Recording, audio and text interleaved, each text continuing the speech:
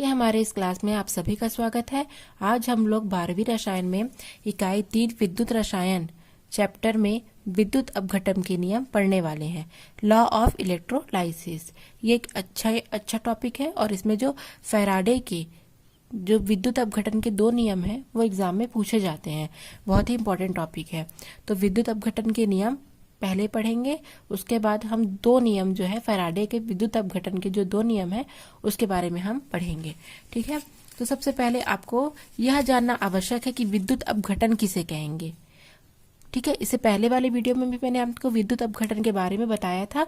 आज फिर से मैं आप लोग को उसे एक बार और बता देती हूँ कि विद्युत अपघट्य या विद्युत अपघटन किसे कहेंगे। ठीक है, तो सबसे पहले आएगा विद्युत अपघट्य। किसे कहेंगे?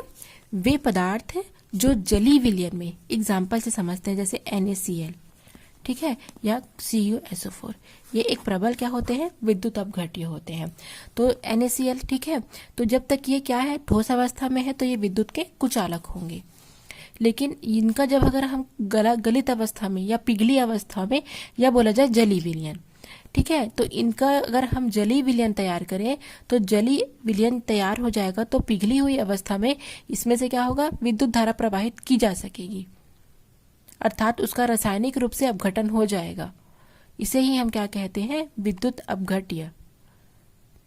अर्थात परिभाषा क्या हो जाएगी? किसी विद्युत अपघट्य पदार्थ की पिघली हुई अवस्था या जलीय विलयन में विद्युत धारा प्रवाहित करने से जो विद्युत अपघट्य का रासायनिक अपघटन होता है उसे ही हम विद्युत अपघटन कहते हैं। ठीक है, अर्थात जब इसको हम जलीय विलयन में लाएंगे NaCl को तो वो क्या होगा? अपने धन और ऋण आयनों में विभक्त हो जाएंगे।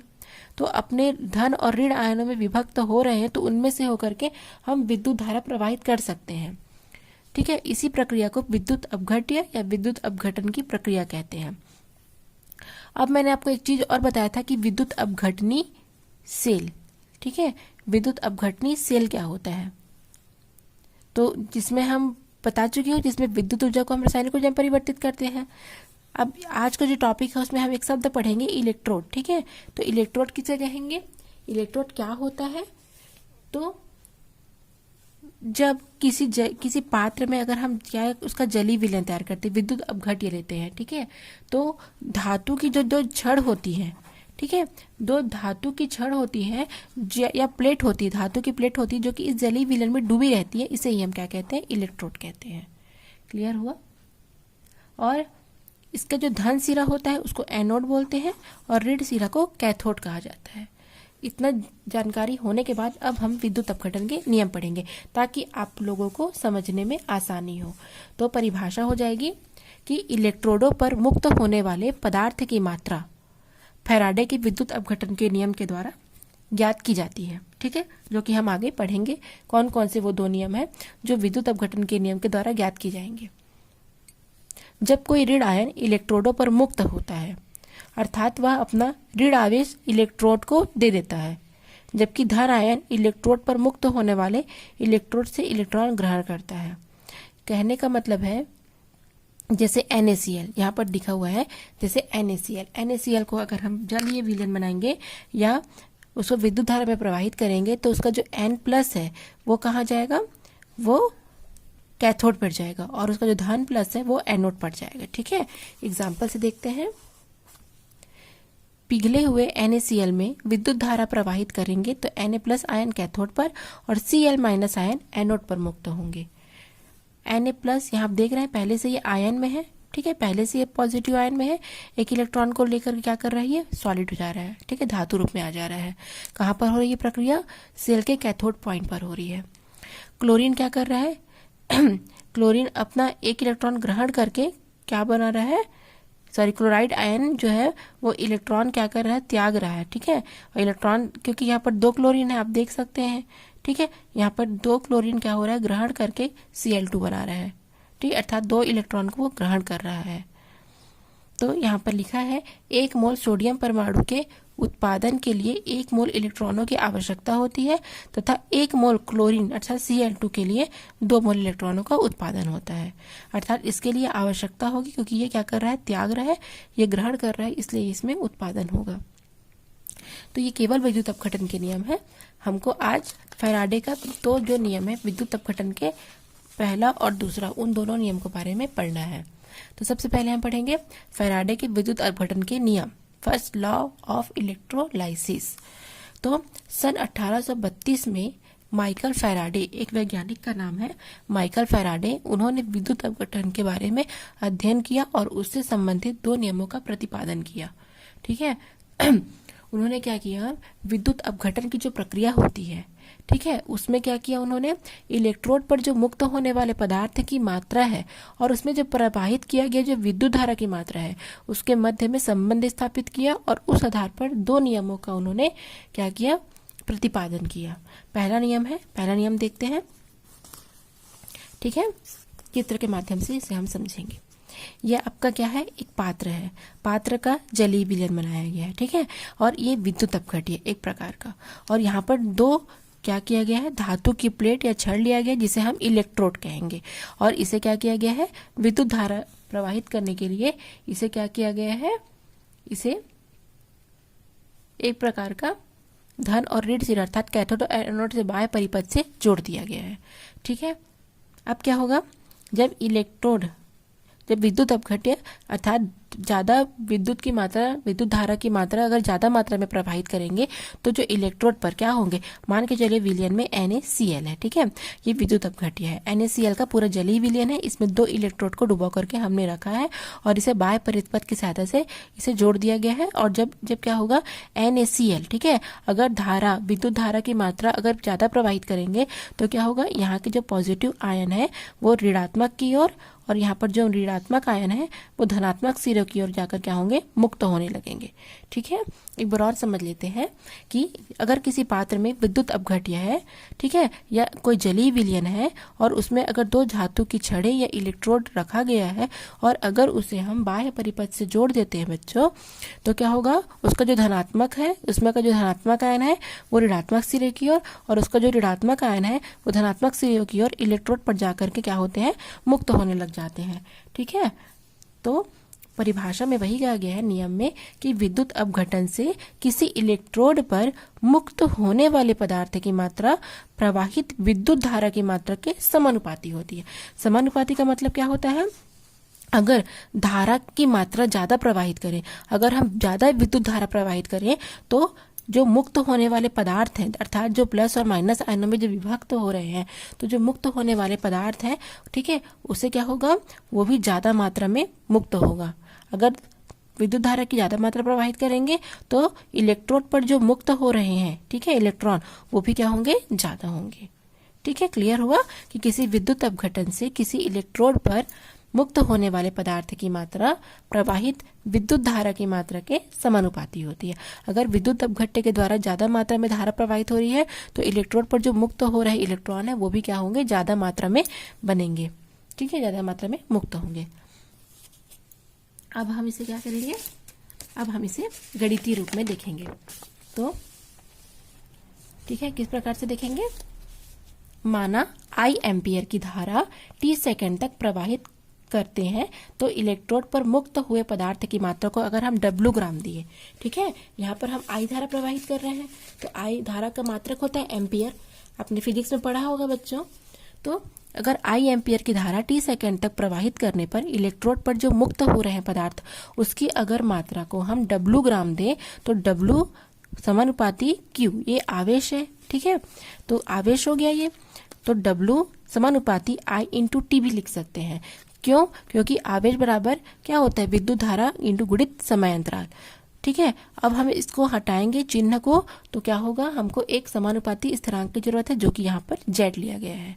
W बराबर Z इंटू IT, जहाँ W क्या है, मुक्त हुए पदार्थ की मात्रा है, I क्या है, विद्युत धारा की सामर्थ्यता है, अर्थात हमको जितना कैपेसिटी का विद्युत धारा चाहिए उसकी सामर्थ्यता है।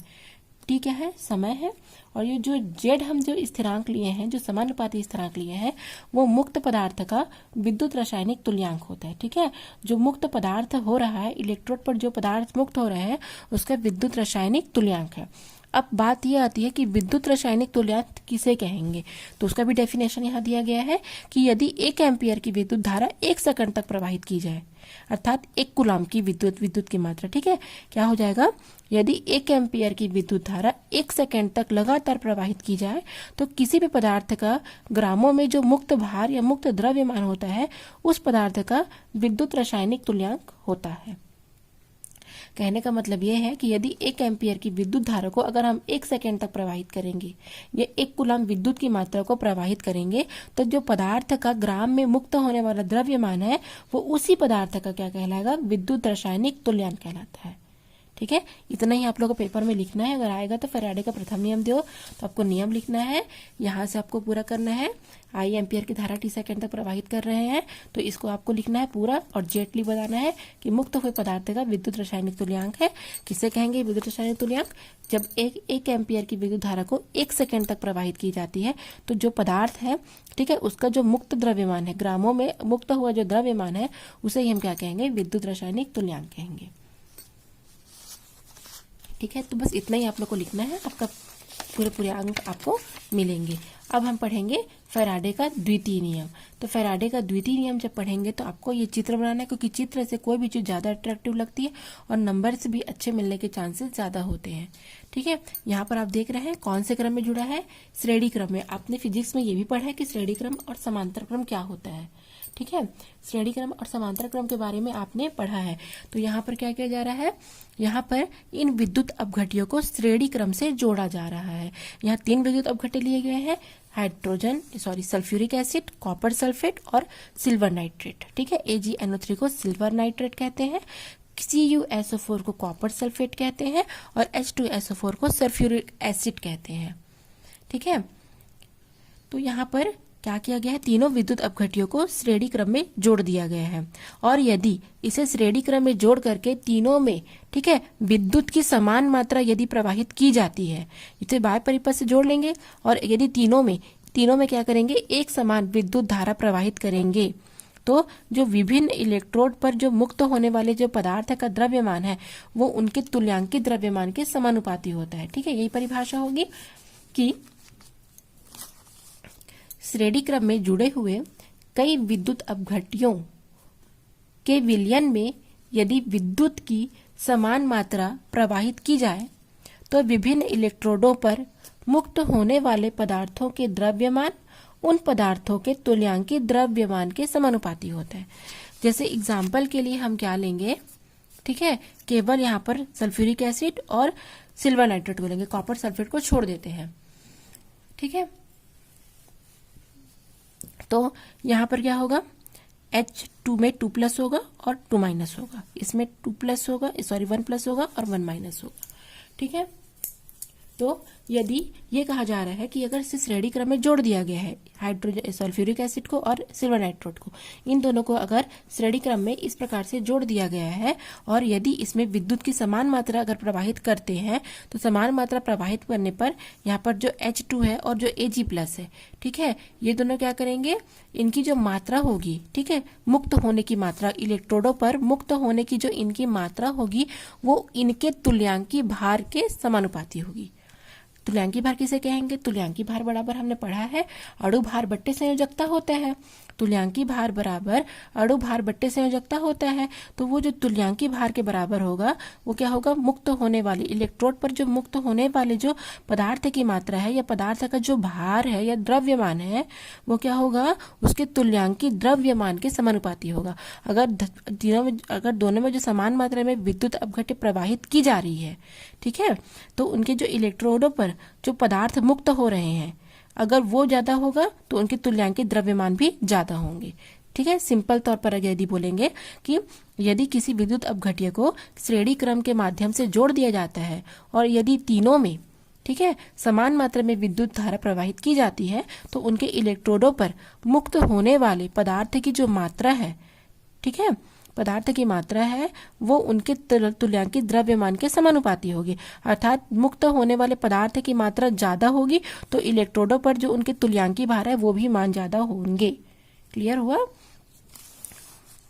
श्रेणी क्रम में जुड़े हुए कई विद्युत अपघट्यों के विलयन में यदि विद्युत की समान मात्रा प्रवाहित की जाए तो विभिन्न इलेक्ट्रोडों पर मुक्त होने वाले पदार्थ के द्रव्यमान उन पदार्थों के तुल्यांकित द्रव्यमान के समानुपाती होता है। ठीक है, माना श्रेणी क्रम में जुड़े हुए दो विद्युत अपघट्य हम ले रहे हैं। ठीक है, और उनमें अगर विद्युत की समान मात्रा प्रवाहित करते हैं तो एकत्रित पदार्थ की मात्रा क्या होगी। मान लेते हैं पहला का W1 और दूसरे का W2 है। अब उनमें जो रासायनिक ग्राम तुल्यांक है या उनमें जो तुल्यांकित द्रव्यमान है वो E1 और E2 ले लेते हैं। ठीक है, इतना ले लिए तो क्या होगा, इतना लेने पर क्या हो जाएगा, सीधे सीधे शब्दों में, ठीक है, W समानुपाती E हो जाएगा या W अपॉन E बराबर स्थिरांक। ये वैल्यू कहाँ से आई, यहाँ से आई। अगर W समानुपाती E है और ये समानुपाती का चिन्ह को हटाएंगे तो यहाँ पर K लगेगा। अगर K को हम लोग अगर E को इधर पक्षांतर करेंगे तो W बराबर E बराबर K, ये स्थिरांक हो जाएगा। ठीक है, अब W और E क्या चीज है, तो W क्या है, इलेक्ट्रोड पर मुक्त पदार्थ का द्रव्यमान है। ठीक है, जो हमने इलेक्ट्रोड लिया है, जो हमने इलेक्ट्रोड लिया है, ठीक है, इलेक्ट्रोड जो लिया है तो इलेक्ट्रोड पर जो मुक्त होने वाले पदार्थ है उसका जो द्रव्यमान है उसको हम W से प्रदर्शित करेंगे। और E क्या है, ये जो मुक्त पदार्थ है उसका क्या है, इक्विवेलेंट वेट है या तुल्यांकी भार है। ठीक है, इतना क्लियर हुआ। अब W1 समानुपाती E1 है तो W1 upon E1 equal to स्थिरांक हो जाएगा। अगर W2 इंटू समानुपाती E2 है तो यहाँ पर W2 अपॉन E2 बराबर स्थिरांक हो जाएगा। अगर हम इसको इस रूप में लिखें कि W1 अपॉन E1 बराबर W2 अपॉन E2 तो क्या हो जाएगा, W1 upon W2 E1 upon E2। तो इस प्रकार से हमको क्या प्राप्त होता है, एक स्थिरांक प्राप्त होता है। ठीक है, तो इस प्रकार से क्या कर सकते हैं हम, निश्चित समय अंतराल में विद्युत धारा प्रवाहित करने पर जो मुक्त होने वाले पदार्थ का द्रव्यमान है, ठीक है, उनका हम क्या ज्ञात कर सकते हैं, उनका हम आकलन कर सकते हैं।